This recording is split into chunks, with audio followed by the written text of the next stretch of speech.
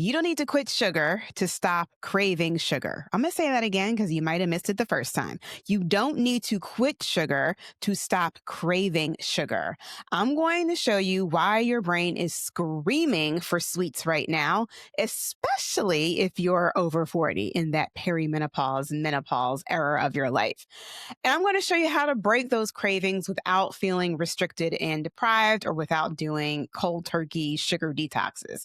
Listen.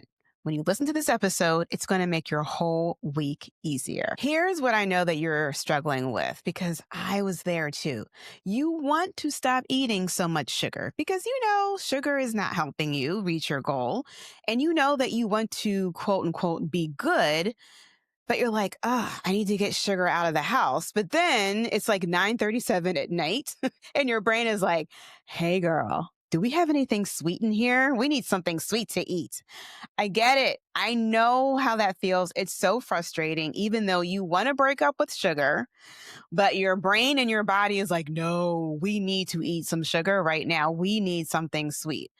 And I just want you to know that there's nothing wrong with you. You are smart, you are successful, and you are carrying a whole life on your back, especially if you are in your grown woman era. You're taking care of kids, you're taking care of parents, you're taking care of clients, you're taking care of patients, you're taking care of your team. Like you're doing all of the things, you're juggling all of the balls in the air.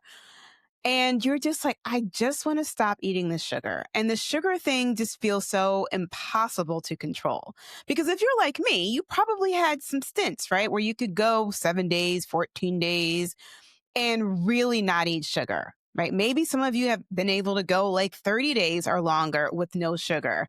But then something happens and you get a little taste of that sweet again. And right back before you know it, you're right back where you started again with this whole desire to eat sugar. Some of you may call it an addiction, right? Some of you may laugh about it online of like, how do I stop eating all this sugar? And I feel like a crackhead in the 80s and that's how I'm addicted to sugar. Like all of that. But inside, for real, like if we keep it real, this whole sugar controlling your day to day, your thoughts, contributing to all of this food noise, it's scary, right? It feels scary because you don't know how to stop the sugar cravings. And every time that you try to cut it out, it backfires. So here's what I want you to understand as my dear beloved audience member. The problem is not the sugar. The problem is the relief that you feel every time you consume sugar. Sugar gives you this quick dopamine hit. Your brain gets a minute of calm. It's like a temporary exhale. It's like, oh, this feels good. This tastes good. This is good to me. And it's that moment when you're biting down on that Snickers bar or you're taking that sip of the caramel macchiato and that sugar hits your bloodstream and your brain just exhales and you just feel like everything just feels a little bit easier, right? It's that moment where everything feels just a little bit softer. And when you're in perimenopause, let's keep it real. Like your cortisol it spikes faster. Your stress, the stress that you have, it hits your body harder and your brain becomes even more desperate for quick relief. I wouldn't be surprised. I've been talking about Starbucks a lot in my community, especially on my email list for Everwell. If you're not in my email club, you don't know what you're missing because this week I'm doing Starbucks audits. This is a side note, but I wouldn't be surprised if the median age for people who go to Starbucks are women in their 40s, 50s, 60s, and 70s. I should look that up. So when you're in perimenopause, you've got the cortisol, which is spiking faster. The stress that you're under, it hits your body harder. And then your brain becomes more desperate for quick relief. And this is why we feel like we're battling our need to eat sugar. So now when you're in your 40s and above, and your 50s, and you're dealing with perimenopause and those changes, we got hormone changes, we got chronic stress, we have emotional exhaustion because most of us are at like the peak of our careers. we're taking care of children. We may be taking care of elderly parents. Like we're volunteering in social and civic and church organizations, and there's a lot happening. And there's a lot of things and a lot of people that depend on us. And so our brains automatically go to sugar to help relieve all of the stress and the pressure that we feel that we're under. And this is that identity that whispers to you, you're addicted to sugar. You always need sugar. You always need something sweet. You always lose control around sweets, right? That's that identity loop that is playing in your brain that is driving this incessant need to always have sugar. And this is why the cravings feel so intense. This is why trying to detox from sugar, like go cold turkey, feels like torture, literally. And this is why cutting it out never works long term, right? Like I said, some of y'all may be good for like 30 days, 45 days, but something happens and then you're right back where you started. The goal is not to exclude sugar from your life. The goal is to learn how to dance with it, right? How to let sugar be in your life without letting it control you. So that's what we're going to talk about today. So just breathe easy. You don't have to cut out sugar completely.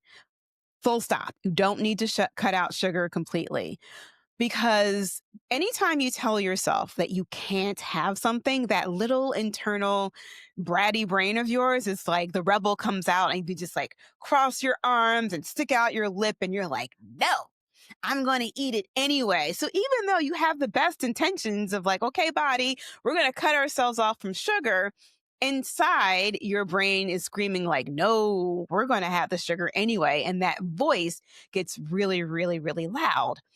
So here's the solution that I want you to follow. This is the solution that we follow in our grown woman era. Okay.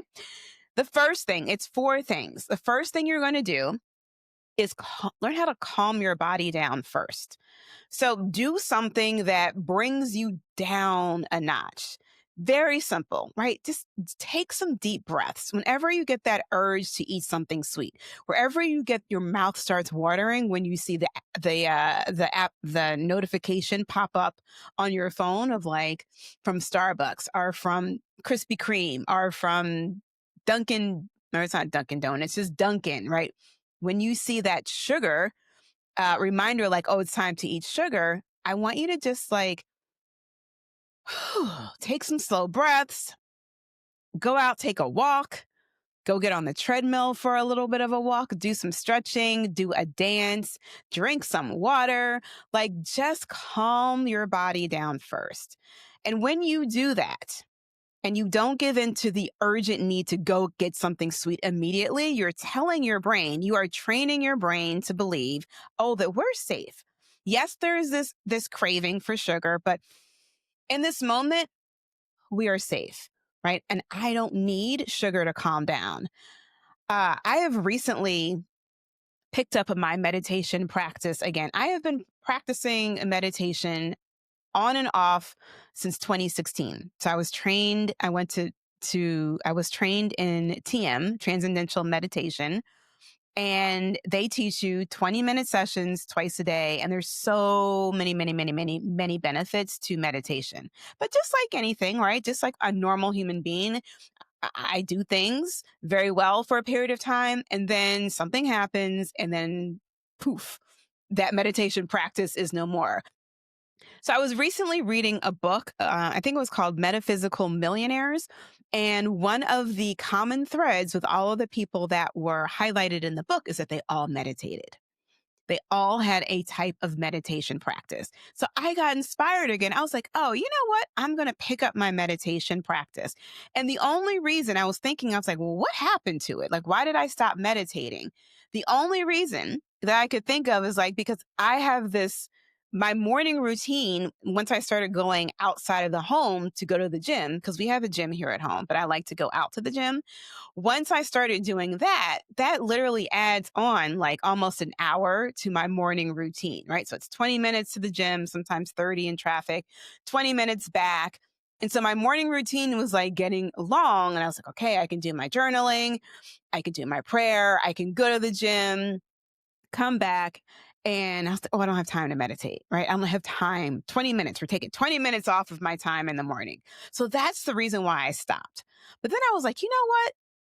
There's many mornings where I wake up and I'm not fully out of bed. I don't wake up and jump out of bed, but there's many mornings where I wake up and I'm just laying in bed thinking for 20, 30 minutes before I actually get out of bed. So I was like, oh, well, why don't I just do my meditation as soon as I wake up? Which is the best time to do it anyway. So I recently started just waking up and sitting up in the bed, 20 minutes doing my meditation. I use my Aura ring to track my biometrics during the meditation. And first of all, the feeling of meditation is like giving my brain a massage. It's like my whole brain exhales. And I was like, oh, I forgot how good this feels. So now I have the biometrics from my Aura ring, which tracks my heart rate. It tracks my HRV, which is my heart rate variability, and it tracks the temperature of your skin. So when I meditated this morning for 20 minutes, my heart rate slowed down, which means I felt less calm, right? My HRV was higher, which means that there was less stress in my body. My body was not in a stressful state. It was in a relaxed, calm state. And the temperature of my skin went up, which means that my body was relaxed.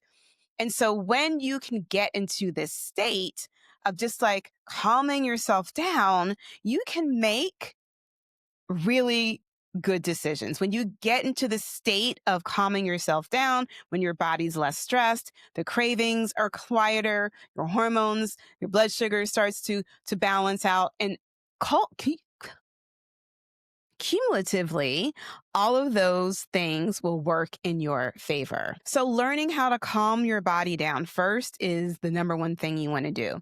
The second thing you want to do is ask yourself, okay, I know I want sugar right now, but what do I actually need in this moment?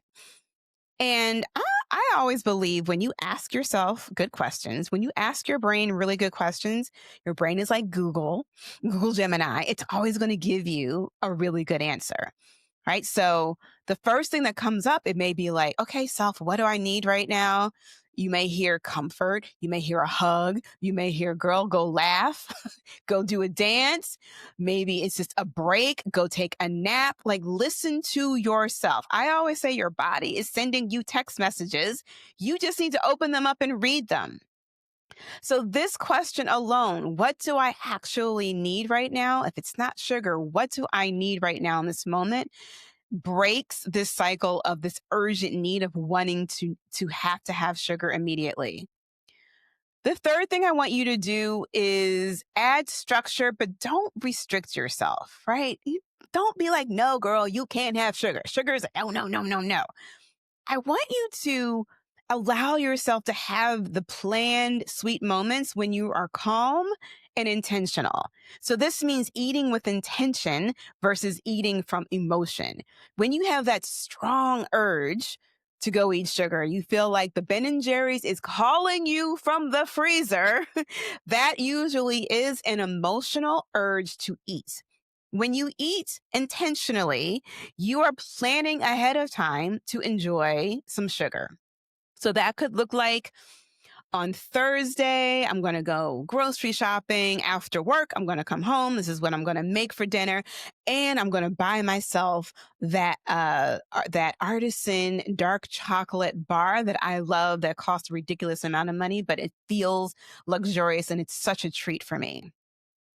That's how you eat intentionally. That's how you enjoy sugar intentionally. Or you're like, hey, my birthday's coming up. Like my birthday just passed. And did I have cake on my birthday? Oh, we had dessert. I'm like, did I have cake? I did not have cake on my actual birthday. We celebrated it a little bit later. But yes, I intentionally was like, oh, we're having dessert. And it's so funny. We actually ended up with 3 desserts because the restaurant brought one out. My husband ordered one. I ordered another because the food was amazing. And let me give a shout out to Aviv in the One Hotel in Miami. Oh, that food was so good. Service was excellent. If you find yourself in Miami, go check them out and have a beautiful food experience. But then they brought out the birthday dessert, with the candle and it says happy birthday on, on the plate. So we ended up having like three or tasting three desserts. My husband, he finished them all, but it was delicious. And I was excited and I was like, yes, this is my birthday. This is what I wanted. That was planned. That was an intentional decision to enjoy dessert and sugar. The fourth thing that you're going to do is upgrade your identity. If you're new to me and you're like, what the heck does that mean? What I teach is identity based weight loss. So you will lose weight, you will stop dieting forever and achieve the weight that you want and live in your dream body when you change your identity. So right now, your identity is saying, I'm addicted to sugar. Right now, your identity is like, sugar is like crack to me in the 80s, right? Stop saying that you're addicted to sugar because that is the reality that you are creating for yourself. I want you to begin to tell yourselves that I'm learning to soothe myself in new ways. I'm learning to live with sugar without being controlled by sugar. Right. These thoughts alone, actually, that one thought, I'm learning how to soothe myself in new ways. Like that one thought alone can change your cravings. So instead of thinking, I need sugar right now, you can say, what do I need in this moment? And okay, brain, we are learning how to soothe ourselves in new ways that don't involve and include sugar. And this is the exact process that I teach my clients. This is what I use myself. Um, I have a client who recently finished Inside Learn and Lose. So she was in the group for 6 months. And our very first call together, she was like, I am addicted to sugar. I am addicted to sugar. She was like, this has been so hard. She was like, I don't know if I want to work with you or not because I've tried to break up with sugar. She actually said, quote, I am a massive sugar addict and these cravings feel compulsive. She said she's tried detoxes. She's tried cutting it out. Nothing worked. She's 45 years old, going through menopause, and she never had a weight problem until now. And she was like, I don't know if you can help me because I feel like this problem is unsolvable. And I told her that it's not about you trying to like muscle through and just, use your willpower to cut out sugar. Is we have to work from the inside out. And that is changing your identity. And so I also told her we got to shed this whole identity of like, I'm addicted to sugar. Yep, you're busy at work. Yep, you have a long commute every single day. Yep, you work long hours. I get it. You're overwhelmed. You're stressed. Your hormones are loud. And sugar right now is the fastest relief that you know of. You don't have any other tools. And so I had to teach her and I had to tell her, I'm like, there are other things that you can do to calm yourself down that don't involve going to eat sugar. So I never told her you can never eat sugar again. No, she learned how to calm herself down. She learned how to manage her mind, reduce her stress. She learned how to balance her blood sugar through nutrition. And we rebuilt her identity as a woman who knows how to soothe herself and not run to sugar. 6 months later, she no longer calls herself a sugar addict. She lost 24 pounds. She hit her goal weight, and sugar has stopped controlling her life. Very, very, very simple, right? It's not that you can't do this. It's just that no one has taught you how to change your thinking about food in this way. But I know what you're thinking. You're like, but Jennifer, I can't live with sugar. Like if I don't cut out sugar, like if I don't get rid of it in my house, I'm just going to keep overeating it, right? And I'm here to tell you is no, that is not the scenario. That is not your life. That is not what will happen when you shift your identity, because the overeating that you're doing doesn't come because of the sugar. Again, it's coming from you not knowing how to manage your stress. It's coming from you being emotionally illiterate and not knowing that you need to soothe your emotions with other things besides sugar. It's it's coming from you not understanding your emotional triggers and you thinking that restriction is the best way to solve the problem, when really that's the worst way to solve the problem, because you're always going to backfire. You're always going to go back and have the thing that you said, oh, I'm not going to have that. So once you can calm your brain, right? Once you know how to calm your brain and stop making sugar the villain, stop talking about, oh, I'm so addicted to sugar. Girl, don't bring that around me. Don't bring those cookies around me. I want to eat all of them. When you stop talking to yourself that way, the cravings and sugar, it loses its power. And guess who takes the power seat? You do. You do. And when you are in the power seat, that is when stop dieting forever becomes real easy. You are the one in control again, not the cookie, not the caffeinated sugary beverage from Starbucks. So if this episode hit home with you and you resonate and you're like, oh my God, I need to break up with sugar, but I need to do it this way. What were those 4 things again that I need to do? First of all, go back, listen to this episode again, take notes. But if you're tired, like literally tired of sugar controlling your life and feeling like it has so much power over you, I want you to reach out to me. I want you to tell me, I want you to book a consult with me and let's talk about how I can help you change your relationship with sugar inside private coaching. And yes, it is possible to break your sugar cravings without giving up sugar, without cutting out sugar. So book a consultation with me. Or send me a DM on the socials and say, hey, I'm interested in learning how you can help me create a new relationship with sugar, one where I'm in control and one where I can stop dieting forever and one where I can lose up to 10 pounds every 30 days until I reach my goal weight. I got you. Let's talk about it. The link is in the show notes to book that call with me. But this is what I want you to know as a listener of this podcast. You do not have to fight sugar. That is a waste of your time. You have more important things you need to be focusing on. I don't want you to spend any more time trying to fight sugar. You just have to learn how to take your power back. All right, y'all, live Lux, and I will see you in the next episode.